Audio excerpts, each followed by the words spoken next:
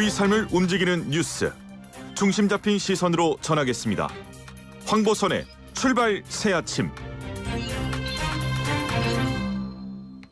네, 오늘 9월 23일 황보선의 출발 새아침 3부는 여론택배 시간입니다. 여론조사의 모든 것을 속속들이 알아보는 시간입니다. 자, 무릎을 탁 치게 만드는 예리한 분석의 소유자 배추도사 배종찬 인사이트K 연구소장 스튜디오에 나오셨습니다. 안녕하십니까? 안녕하십니까. 추석 민심 배추도사 배종찬입니다. 예, 그리고 양지열 변호사님 나오셨습니다. 안녕하십니까? 네, 안녕하세요. 네, 반갑습니다. 자, 일단 두 분은 추석 연휴 어떻게들 보내셨습니까? 먼저 배 소장님. 저는 오늘 출연만 기다리고 있었죠. 추석 연휴가 끝나고 나면 드디어 목요일 황보선의 YTN 출발새 아침 출연이구나. 가슴 두근두근 심쿵하면서 기다렸죠. 그런 것 치고는 예. 다른 방송국에 먼저 들렀다 온 걸로 저는 알고 자, 있습니다. 그런 이야기를 할 자격이 없는 양배추도사예요. 저는 뭐 그냥 네. 추석 연휴 올해는 코로나19 때문에 집안에 예. 의해서 예. 좀 조용하게 보냈고요. 예. 전 집이 이제 고향이 지방인데요. 네. 올해도 사실 포기를 했습니다. 여러 방송 나와서 네. 방문을 자제해 달라고 그렇게 방송을 하고 있다 보니까 제가 차마 못 가겠더라고요. 그렇군요. 아니 예. 고향이 양배추도사는 순천인데 네. 부모님이 기다리실 텐데.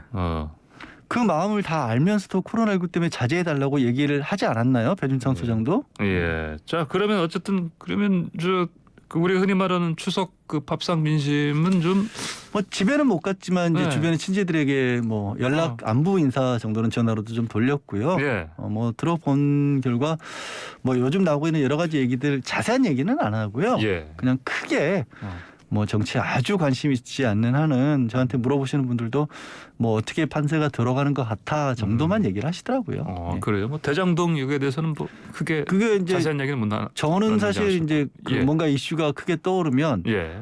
그게 어떻게 된 거야라고 물어보는 분들이 종종 계시거든요. 그러겠죠. 근데 이제 네. 자세한 얘기를 안 물어보시는 게 너무 복잡해서 그래서 저는 문제가 있냐 없냐 뭐 이런 정도로만 물어보셔서 그냥 제 의견 간단하게 전달 드리는 정도였습니다. 그렇군요. 네. 배 소장님께서는 어떻게 하셨습니까? 양지열 변호사가 뭐 설명을 드리기에는 내용을 잘 몰라서 그럴 거예요. 근데 이 추석 민심이 이제는 네. 전국적으로 뒤섞이는 용광로 효과 또 장터 효과는 없어졌거든요. 근데 분명히 상징성은 있습니다. 네. 이번 주에 이제 주말에는 호남 순회 경선 여권에 있고 그래서 추석을 관통하는 이 민심이 국민의힘도 그렇고 민주당도 그렇고 큰 영향을 준다는 점에서 상당히 중요하다고 봐야 되겠죠. 알겠습니다.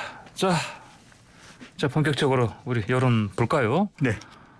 추석 연휴 기간에 나온 것들 있었죠, 배 소장님? 그 차기 대선 주자 적합도. 네, 두 개 조사를 소개를 해드리겠습니다. KBS가 한국 리서치에 의뢰를 해서 지난 16일부터 18일까지 실시한 조사이고요. 자세한 사항은 중앙선거론조사 심의위원회 홈페이지에서 확인 가능합니다. 차기 대선 후보로 누가 적합한지 물어봤는데요. 이재명 후보 27.8%, 윤석열 후보 18.8%, 홍준표 후보 14.8%, 이낙연 후보 12%로 나타났습니다. 예. 한 조사를 서둘러서 더 소개를 해드리겠습니다. 네. 비교를 해봐야 되니까요. 네네. 한국사회여론연구소가 17일, 18일 TBS 의뢰를 받아서 실시한 조사입니다. 자세한 사항은 중앙선거여론조사 심의위원회 홈페이지에서 확인 가능하고요. 차기 대선 후보로 누가 적합한지 물어봤는데 이 조사는 윤석열 후보 28.8%로 나타났고요. 이재명 후보 23.6%, 홍준표 후보 15.4%, 이낙연 후보 13.7%로 나타났습니다. 아니 왜 이렇게 같은 날 발표된 여론조사인데 결과들 이렇게 서로 이렇게 다르죠? 상반돼 있죠? 이렇게 보시면 될 것 같아요. 일단 조사 방법이 다른 경우에 지금 대체적으로 어떻게 나타나고 있냐면 예. 자동응답 조사는 윤석열 후보나 국민의힘이 우세하게 그리고 면접원이 직접 물어보는 조사인 경우에는 이재명 후보 또 더불어민주당 지지율이 높게 나타나는 결과로 나타나고 있거든요. 뭐 조사 방법의 차이일 수도 있습니다. 면접원이 물어보는 경우에는 또 무응답층이 대답을 하지 않는 무응답층이 높은 비율로 나타나는데 예. 이들의 성향이 대체적으로 보수 성향으로 또 분석이 되고 있기도 하고 더 중요한 것은 이 정치적 성향이에요. 조사 방법에 따라서 네. 방식에 따라서 앞서 말씀드렸던 윤석열 후보가 가장 높게 나온 자동응답 조사 방식의 정치적 성향을 물어봤는데 보수가 제일 많아요. 아 그래요. 진보보다 예, 예. 많습니다. 네. 그리고 이 면접원이 물어보는 한국 리서치와 KBS의 조사에서는 네. 진보가 또 보수보다 더 많습니다. 네. 그러니까 이게 조사 방법에 따라 정치적 성향이 이렇게 응답자들이 달라진다라는 점. 그래서 최근에 뭐 고관여청이다 저관여청이다 어렵게 설명하는데 그렇게 보실 필요 없이 조사 방법에 따라서 좀 성향의 이 응답자의 분포가 좀 달라진다. 네. 그래서 좀 추세를 쭉 보실 필요가 있는데 짧게만 말씀드리면 양강 구도는 또 그대로 유지가 되고 있어요. 그렇다고 해서 홍준표 후보나 이낙연 후보의 지지율이 급상승한 건 아닙니다. 오히려 조금 내려간 결과도 있고 예. 윤석열 후보의 경우에도 어느 정도 유지가 되고 있어요. 그다음에 이제 이재명 후보의 경우는 대장동 의혹에 흔들리는 영향을 받는 것으로 나타났지만 그렇다고 해서 지지율이 훅 하고 떨어지지는 않는 결과로 나타났습니다. 그렇군요. 이 상반된 이 결과 지금 사실 설명하셨는데 뭐 이제 조사 방식에 따라 다르다고 하는데 예. 네. 뭐 고관여층이냐 저관여층이냐 얘기가 왜 나오냐면 예. 사실 그런 겁니다. 한쪽은 ARS 조사라는 게 그 전화를 받으면 자동응답기 목소리가 들려오기 시작을 하죠. 예. 그러면 이제 정치에 관심이 많고 평소에 본인의 의견을 적극적으로 피력하고 싶어하는 분들은 그렇게 자동응답기 전화가 나오더라도 끝까지 기다렸다가 네. 이 자기 응답을 하십니다. 네. 그런데 이제 별로 이런 쪽에 크게까지 관여를 안 하시는 분들 같은 경우에는 바쁜데 무슨 자동응답기까지 듣고 있어가 끊어버리시거든요. 예. 반면에 전화응답으로 조사를 할 경우에는 한 번 전화를 거는 게 아니고 같은 번호로 두 번, 세 번 받을 때까지는 연락을 하거든요. 그리고 일단 연락이 닿게 되면 예. 사람이 이렇게 물어보기 때문에 그러면 아주 뭐 적극적으로 정치에 관심이 없다고 할지라도 일단 사람 목소리 들리고 얘기 걸게 되면 어느 정도는 또 들어주는 게 사람 마음 아니겠습니까? 예. 그러다 보니까 이제 한쪽은 고관여층이고 한쪽은 저관여층이라는 그런 식으로 분석도 나오고 있고 그 영향이 과연 이걸 보수 진보에 따라서 그런 성향이 있다고 봐야 할지 아니면 다른 요소가 있는지 이런 부분은 조금 더 여론조사 분석가분들도 좀 고민을 하시는 것 같아요. 예. 그래서 근데 이제 고관여, 저관여가 정확하게 응답에 미치는 영향까지 정확하게 분석된 건 아니거든요. 우리가 네. 추정을 하면 안 될 것 같아요. 근데 확인이 되는 것은 자동응답 조사는 보수가 진보보다 많이 지금 네. 응답을 하고 있다는 점 표집이 되고 있어요. 예. 그리고 보수 성향 응답자가 더 많다는 사실, 또 면접원 조사에서는 진보 성향의 응답자가 더 많다는 사실, 이 차이는 분명하게 결과에 영향을 주고 있거든요. 또 하나는 예. 이제 면접원 조사의 경우에는 4개 여론조사 기관이 실시했으니 오늘 이제 곧 정오 무렵에 발표가 되는데 예. 재질문을 안 해요. 차기 대선 후보로 누구를 지지하는지 응답을 안 하면 사실 재질문을 한 번 더 해서 무응답 비율을 줄여야 되는 것이 더 나은 방법인데 그 방법이 시도된다면 좀 더 이게 명확하게 나타날 수도 있겠죠. 예, 알겠습니다. 자, 아까 저 대장동 의혹 잠깐 언급하셨는데 이게 좀 어떻게 영향을 미치고 있는 것 같습니까, 배 소장님? 그렇게 봐야 될 것 같아요. 왜냐하면 호남 지지율도 같은 조사기관의 추이를 보면은 네. 호남에서도 약 한 3, 4주 전에는 이재명 후보가 이낙연 후보보다 더 높은 지지율이었는데 지지율에 또 호남 지지율에 영향을 받는 결과로 나타나고 있고 특히 이제 젊은 세대들이 고연령보다는 부동산 이슈에 더 영향을 받을 수밖에 없는 것이거든요.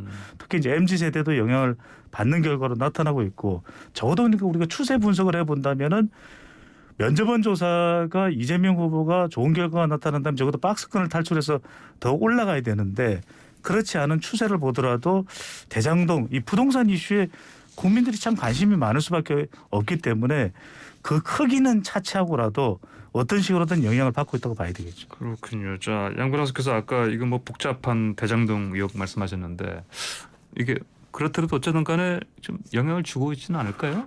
단기적으로는 분명히 영향을 예. 주죠. 그리고 예. 이제 언론에서 일정 부분은 사실 좀 어찌 보면 악의적이라고도 볼 수 있는 그런 내용들을 그대로 야권의 주장들을 그대로 이제 옮겨서 쓰는 바람에 뭐 내용을 자세하게 들여다보기 전에는 대표적인 게 이런 겁니다.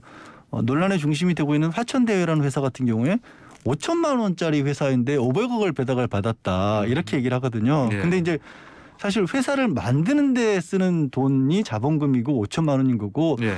그 회사가 실제로 일을 하는 데 쓴 돈은 별도 문제거든요. 예. 근데 이걸 쏙 빼버리고 5천만 원 들여서 500억을 벌였다라고 직접적으로 이렇게 뭐 인용을 하는 방법을 이렇게 쓰면 말씀드렸다시피 내용들이 상당히 복잡하니까 성남하고 뭐 지금 뭐 하나은행 컨소시엄하고 계약을 어떻게 맺었고 이런 것까지 되게 일일이 지금 추석에 바쁘고 코로나19 때문에 사실 생계 문제도 힘든데 이런 것까지 보기는 어렵거든요. 그래서 이런 부분들이 분명히 단기적으로는 영향을 주겠지만 결정적인 부분은 사실 그게 이재명 후보가 어떤 식으로 문제가 되어 있느냐는 부분이 나와야 되거든요. 예. 그게 나오지 않고 오래 가게 될 경우에는 또 이것도 역시 흐지부지 묻히게 되겠죠. 그게 아마 관건이 되지 않을까 싶습니다. 그렇군요. 자, 국민들은 이 대장동 의혹 어떻게 보고 있을까요? 여론조사가 좀 있습니까? 네, 관련 조사가 있었습니다. 예. 데일리안이 여론조사 공정의 의뢰를 받아서 지난 17일, 18일 실시한 조사입니다. 이재명 후보 이 대장동 의혹에 대해서 어떻게 생각하는지 물어봤는데 절반이 조금 넘는 51.9%는 특혜가 의심된다 하는 응답으로 나타났고요.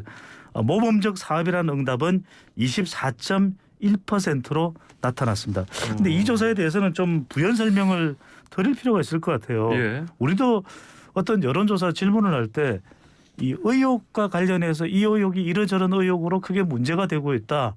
이 의혹에 대해서 어떻게 생각하십니까? 특히 이제 부동산 이슈는 우리 국민들이 워낙 흥분하고 분노할 수밖에 없는 이슈거든요. 그렇다면 이 의혹이 부각될 수밖에 없습니다. 그렇다면 이 질문을 듣는 응답자들은 대체적으로 이건 문제가 많다.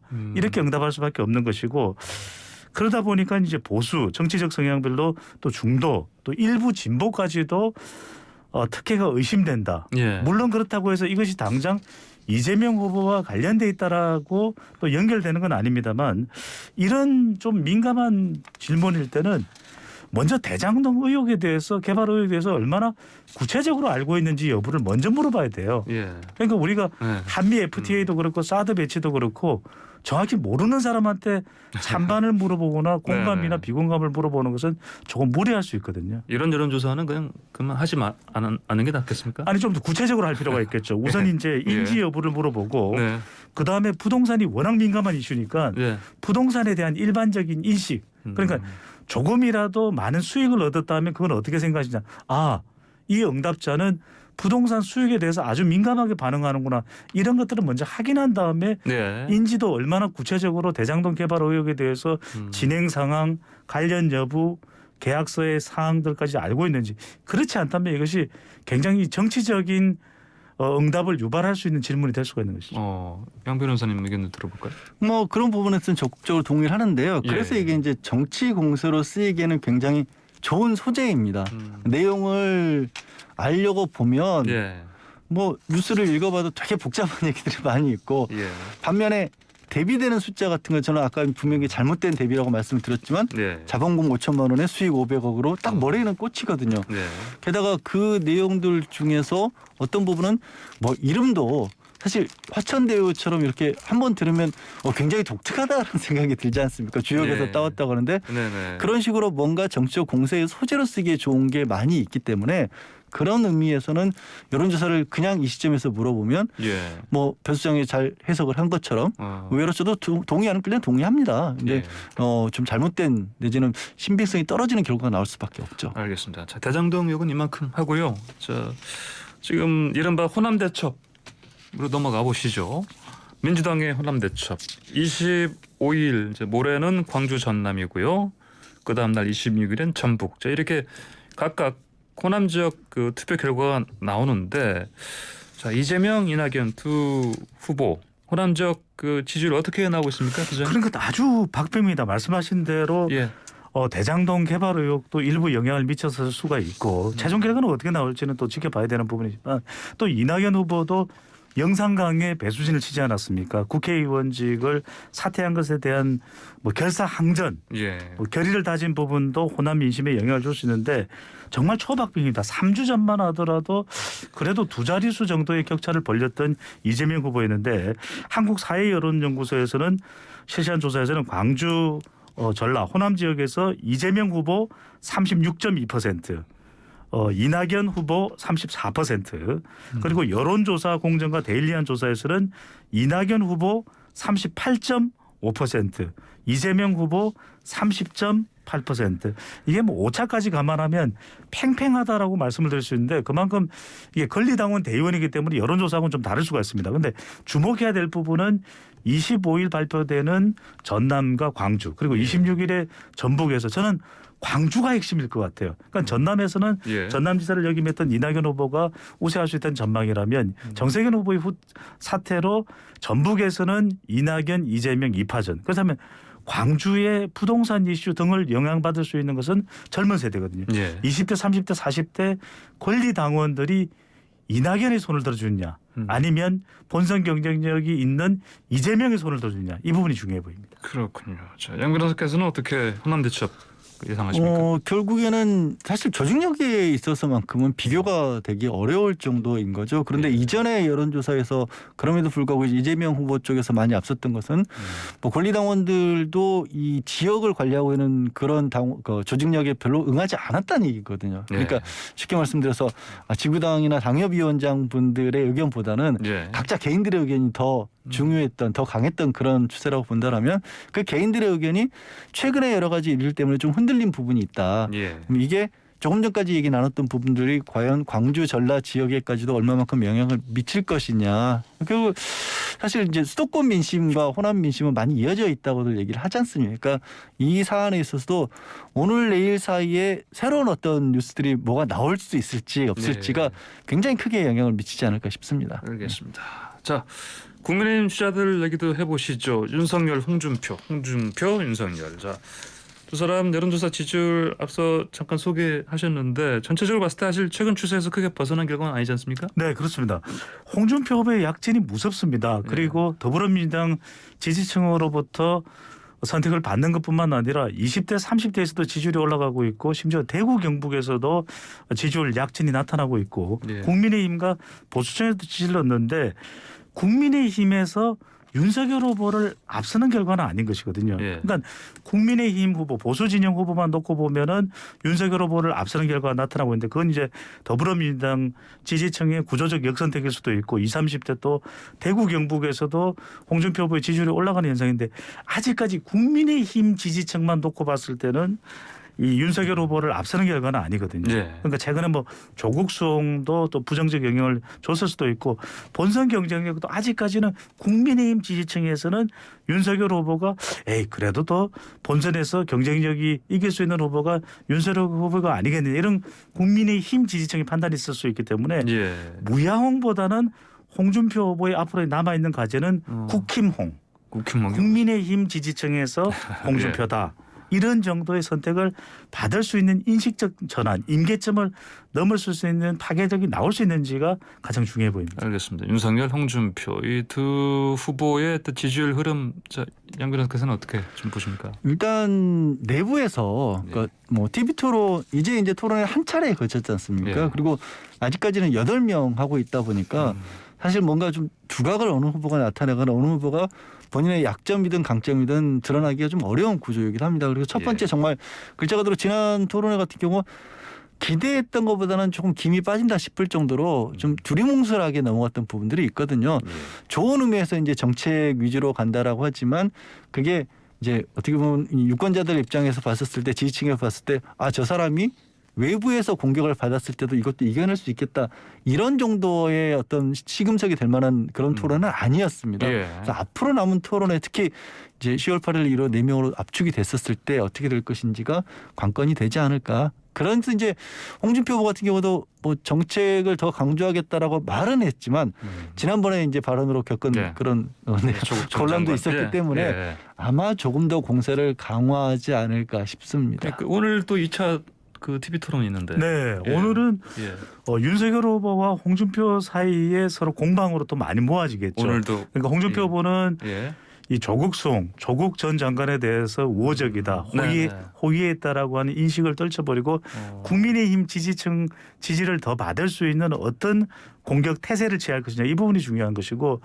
윤석열 후보는 앞서 이제 양배추 도사가 이야기한 대로 좀 능수능란하지는 않거든요. 그렇다면 여전히 불확실성과 불안감이 있는데 최근에 이제 공약도 발표를 했는데 최근에 뭐 말실수 또는 불안감 이런 걸 얼마 정도나 토론회에서 공격 속에서도 떨쳐버릴 수 있을까 이 부분이 중요하겠죠. 알겠습니다. 자, 오늘 두 분 말씀 여기까지 듣겠습니다. 잘 됐습니다. 감사합니다. 네, 고맙습니다. 고맙습니다. 네, 지금까지 배정찬 인사이트 K 연구소장 양지열 변호사와 함께했습니다.